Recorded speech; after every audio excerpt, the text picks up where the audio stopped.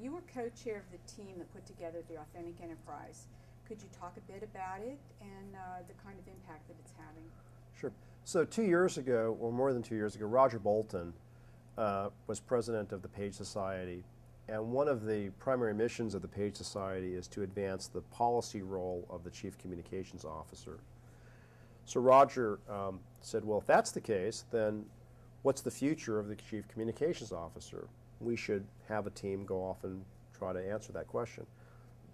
Valerie DeMaria, who was at Motorola at the time, as CCO, and I co-chaired that. We had 19 team members, CCOs and agency people, great team, and we sort of dove into this question.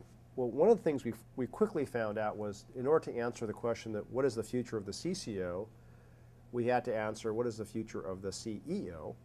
So we had a firm go off and interview. It turned out to be a little over 30 CEOs. And before they could answer the question about the future of the CCO, they wanted to talk the future of business. What was on their mind? This is now, about 2.5, 3 years ago. They listed several forces of change, pretty obvious today. One is the digital network revolution. And from a CEO's standpoint, they said it used to be just the press, either playing offense, like let's get our word out, but then also defense. We just used to have to worry about the press. But now somebody over here we've never heard of has this powerful megaphone called the internet. They're on it for like nothing, and people are actually paying attention to them. How are we going to respond to this new world? So the diffusion of media, mostly because of the digital commons emerging, was one. Second was expectations of corporations are changing. Perhaps there was a day when a corporation was expected to produce good product, make money, and not break the law.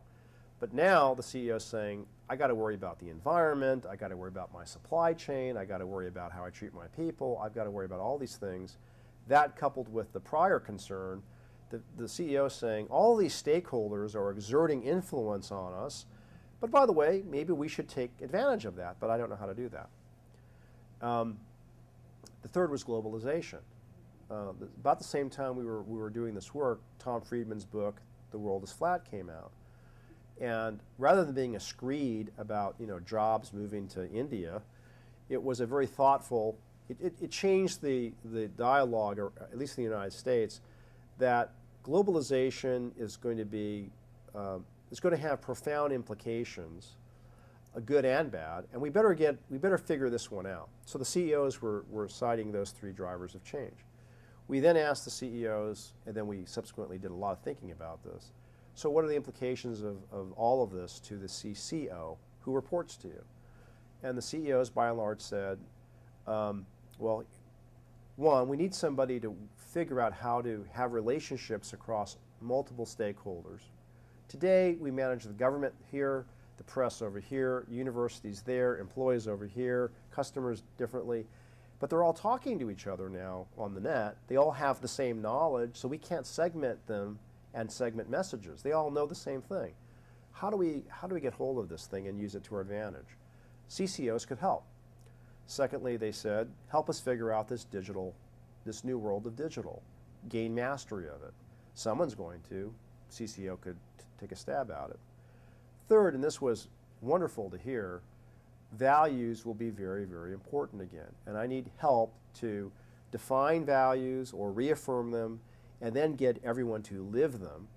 Why?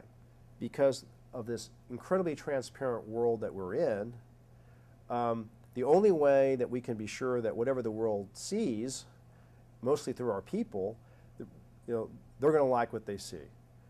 And I can't do that unless everybody actually is living the values that we espouse. And in some cases, we need help even defining them.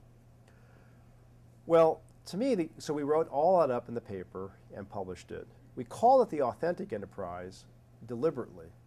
And I just gave a little talk across the street here, and I talked about authenticity, because I think it's been misunderstood. You asked what has been the reaction.